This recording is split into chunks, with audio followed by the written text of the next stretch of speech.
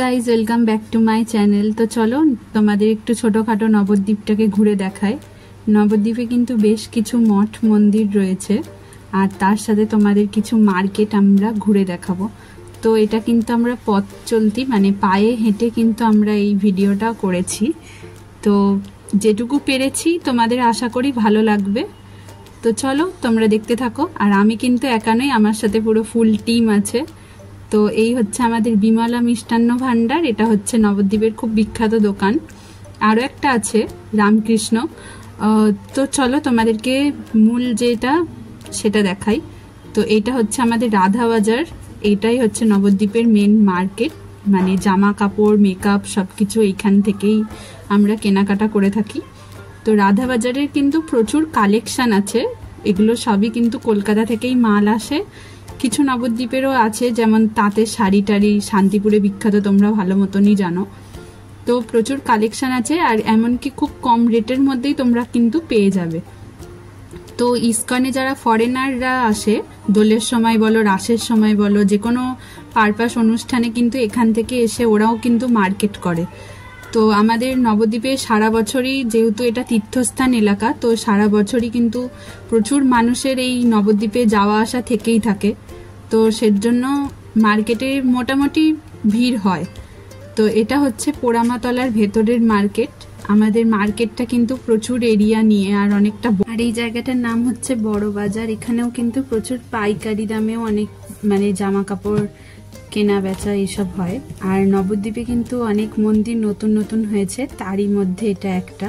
আর অনেক গঙ্গার ঘাটও আছে, যেখানে আমরা মানে বিকেলবেলা টাইম কাটানোর জন্য, আর গঙ্গার ঘাটগুলো এখন খুব সুন্দর করে বাঁধিয়ে দিয়েছে।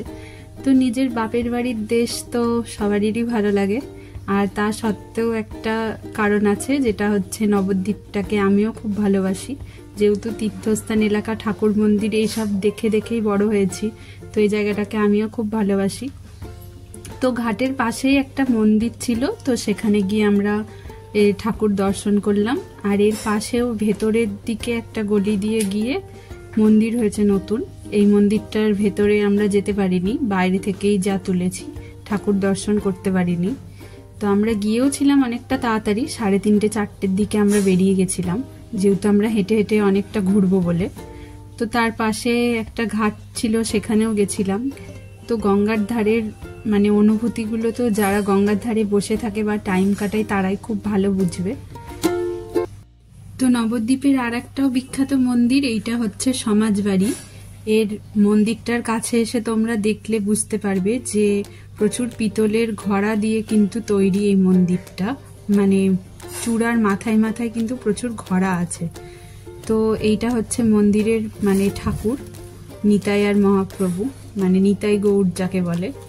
তারপর এই মন্দিরের ভেতরের অনেক কারুকার্য রয়েছে সুন্দর সুন্দর।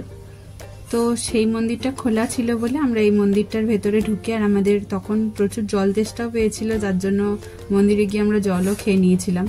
তো তারপর মন্দিরটার চারিদিকে ঘুরে আমরা বেরিয়ে আসি। সমাজবাড়ির সামনে কিন্তু এরকম ঠাকুরের কেনাকাটার জন্য অনেক দোকান আছে। তো এই দোকান থেকে অনেকে কেনাকাটা করে, যেমন শাঁখার দোকান আছে, তারপরে ঠাকুরের ড্রেসের দোকান আছে, হরিমালা আছে, প্রচুর দোকান আছে। আর এই রাস্তাটার সাইডে সাইডে কিন্তু অনেক মানে মন্দিরও আছে ছোটোখাটো। আর এইটা হচ্ছে মহাপ্রভুর সোনার গৌরাঙ্গ, মানে এটাই হচ্ছে মেন মন্দির, সোনার গৌরাঙ্গ অরিজিনাল মন্দির। তো আমরা সবাই মিলে একটুখানি ঘুরে ঘাড়ে তারপর বাড়ি যাব বলে, তো বাড়ি যাওয়ার রাস্তার দিকেই আমাদের জলের মন্দিরের যে রাস্তা পড়ে মণিপুর, এটা মণিপুরের আর একটা মন্দির গৌরিয়া মঠ। আর এটা হচ্ছে জলের মন্দিরের সামনে কেশবজির গৌরিয়া মঠ। তো এইটুকুই ছিল ভিডিওটা, পায়ে হেঁটে যতটুকু তুলতে পেরেছি তোমাদেরকে দেখিয়েছি। যদি ভালো লেগে থাকে তো অবশ্যই চ্যানেলটাকে সাবস্ক্রাইব করো। আমরা সবটা তুলিনি, কিন্তু আমাদের চ্যানেলে আর একটা এরকম নবদ্বীপের মন্দির নিয়ে ভিডিও আছে, তো চাইলে তোমরা ওখানে গিয়ে দেখতে পারো। আমি নিচে ডেসক্রিপশনে লিংক দিয়ে দেবো। তো ভালো থেকো সবাইকে।